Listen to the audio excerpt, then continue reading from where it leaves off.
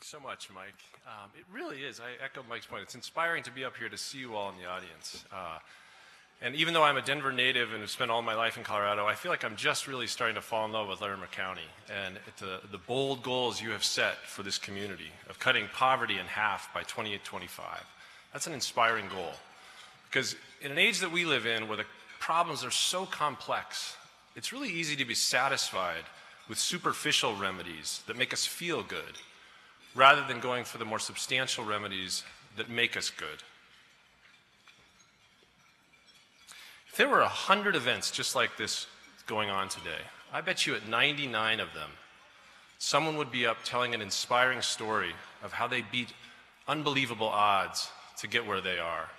It might be a young man who came from a tough neighborhood and got through the gang opportunities in his neighborhood to go on to finish college and start a business. Or it might be a family whose economic hardship inspired a local business to reach out and help them raise their funds for a daughter's surgery. These stories are inspiring. They tell us what the human spirit is capable of doing, and they remind us of how compassionate a community can be when they find people in need. But while the individual stories might inspire us, our need for them should concern us. By celebrating these outliers, those who beat the odds, we ignore the fact that we have lost faith in the American dream for most people. By shining the spotlight on the exceptions, we ignore the rules that make it unlikely for people to rise out of poverty to the middle class.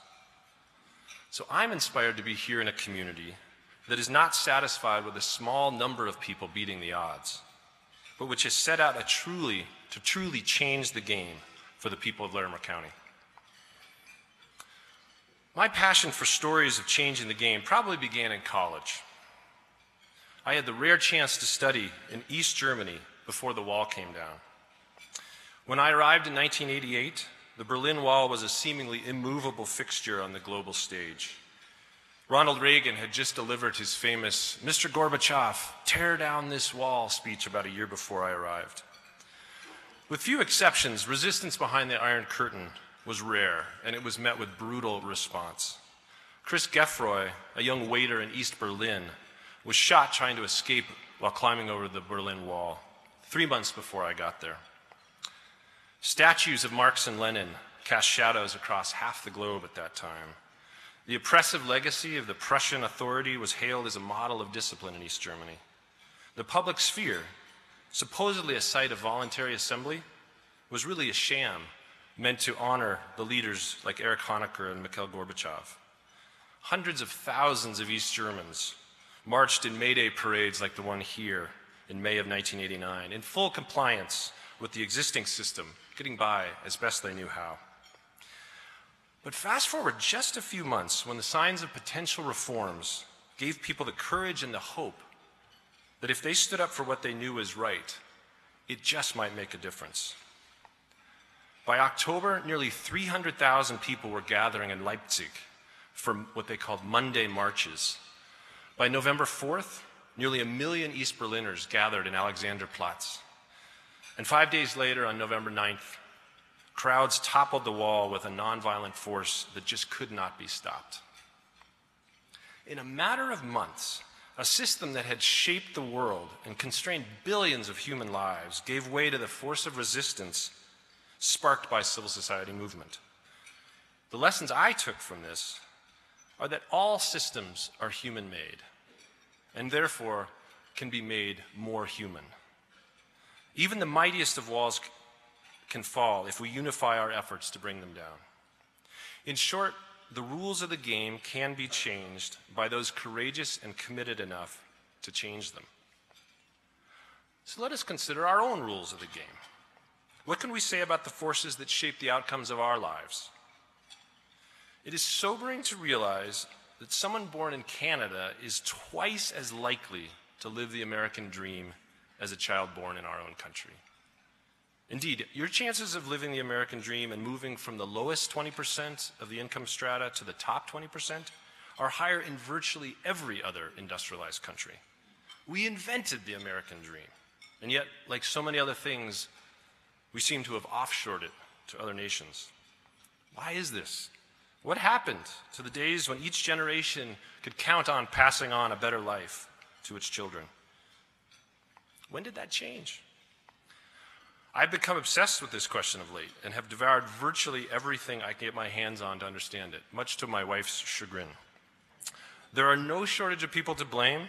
It's either the 1% or the 99%, depending upon which news channel you watch. But what shocked me from the research is that while our public discourse about this is so contentious and controversial, the actual research among scholars and historians and economists and social theorists is practically a near consensus. In essence, over the past 40 years, we have shifted from an ethic of shared prosperity to a mantra of individual success. In this shift, the fruits of economic progress have not been shared equally among all the citizens who have helped generate them, but have remained highly concentrated. And this is not an ideological explanation. It is simply a mathematical equation. There is virtually no way for those who are living at or near the poverty line to make it, given the gap between their earnings and the dramatic rise in the cost of their living. If we truly want to change the game, we have to begin here by shifting our mindset from the individual failure and success to a commitment to community well-being. I want to play a short video clip that explains this history of this change.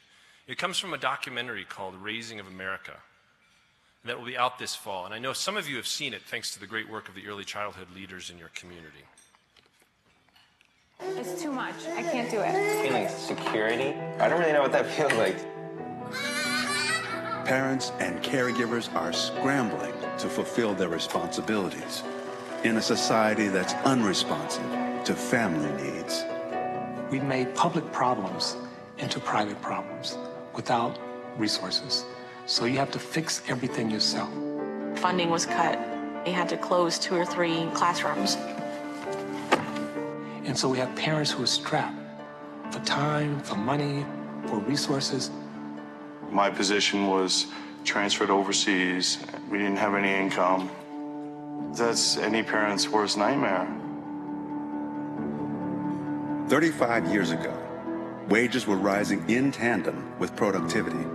But since then, while labor productivity continued to rise, the gains of that productivity have been shared less and less with average Americans. I got called in last night, pick up another shift, and we need the money. Over the last 40 years, corporate profits reached record highs. Middle-class wages have remained stagnant. The value of the federal minimum wage has actually fallen. You can't survive on minimum wage and take care of 2 kids. It's just not possible. As wages for most have stagnated, the cost of housing doubled, medical care quadrupled, and the cost of education increased 8-fold.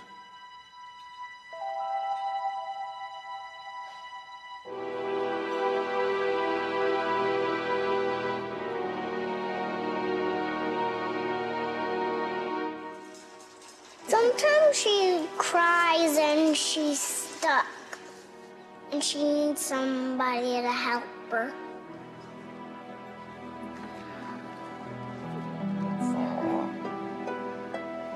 Parents, they're the beginning of the process. We do not invest enough in parents. I'm Rob Duggar. I'm a partner in a... Rob Duggar is an economist, and for 15 years was a partner in a multi-billion-dollar hedge fund. Today, he's dedicated to persuading policymakers and business leaders to improve conditions for young children and their families. When you invest in all kids, all families, you get on a higher growth path, a growth path which provides more opportunity, more revenues, and enables a sustainable economy to generate the kind of jobs and growth that we need. It's a powerful story. I don't know if you noticed that one graph of the prosperity and productivity, but I find that one particularly powerful, not only because it seems unfair, but it's also disturbing. It's uncomfortable to talk about, to be honest.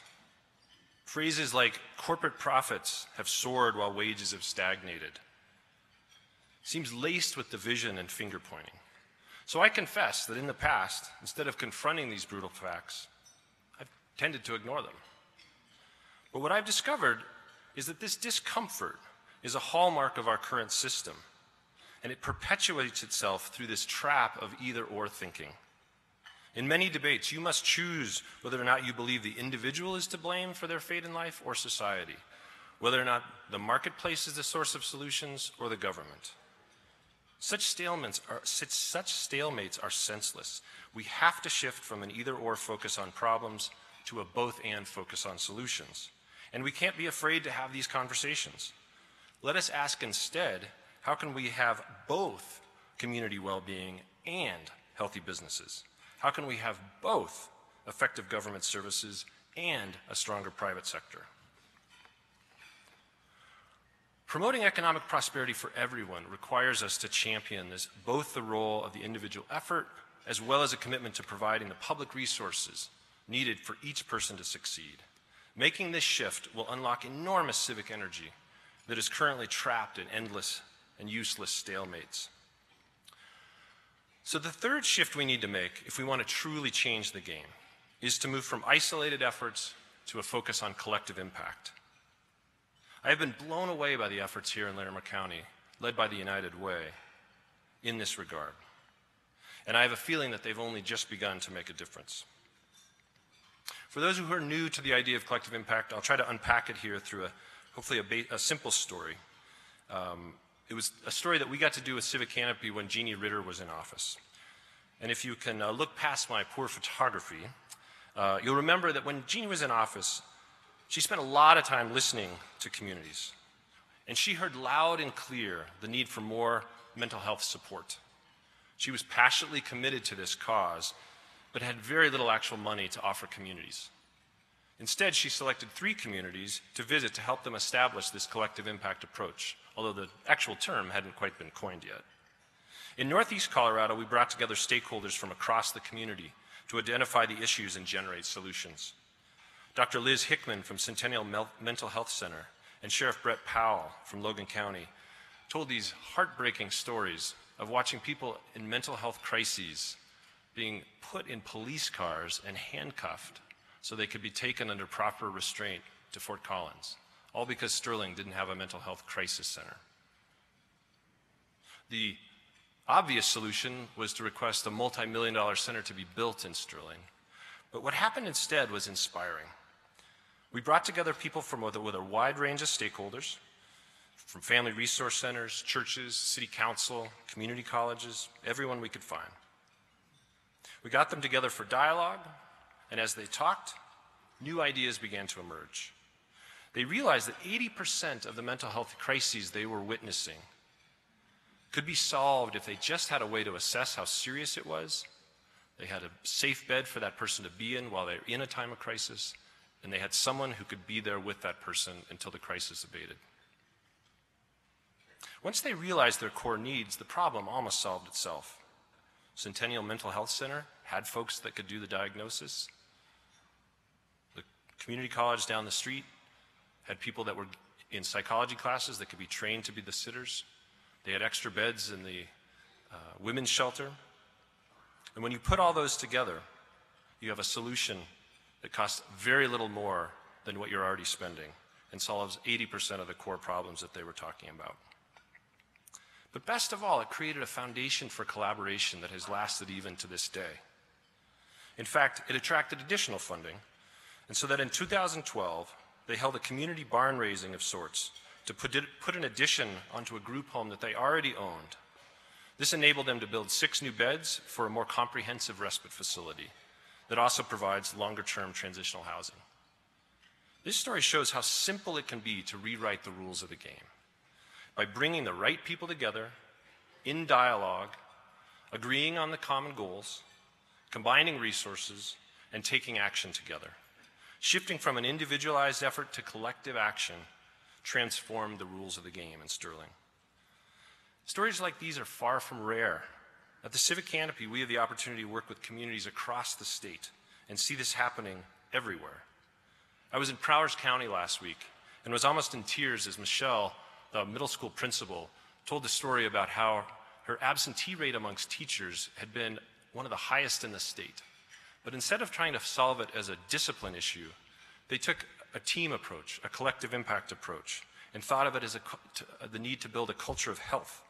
And so they transformed their lunch offerings to include more healthy fruits and vegetables. They started a salad bar every day. They turned their lunchroom staff into true chefs who were inspired by their work. They put a new playground on the school grounds for kids to be more active. And not only did the teacher absentee rate virtually disappear, student attendance shot up, student achievement shot up, and 2 weeks ago, they got a $20,000 check back from their self-insurance pool because they had reduced healthcare costs. Imagine what that does in a community who the county-wide statistics on obesity are about the highest in the state of Colorado. How did they do it? They changed the rules of the game by taking a collective approach. So what does this mean for Larimer County? We have to shift from the obsession with individual success alone to a focus on overall community well-being. Everyone needs to share in our community's prosperity. Our system is not designed to support this just yet. Just ask Walmart when, after it made the announcement it was raising the wages of its worker, it was immediately rewarded by a punishment on Wall Street of a significant stock loss. But we have to change the narrative and restore our community mindedness. Those of you in the business community are going to take a particularly important leadership role in this conversation. Second, we have to shift from our fixation on either or problems and move to both and solutions.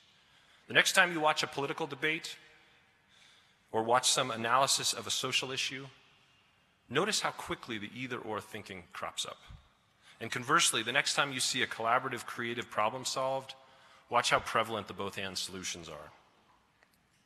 And finally, we have to move from isolated efforts to solve our intractable problems to embrace a collective impact approach.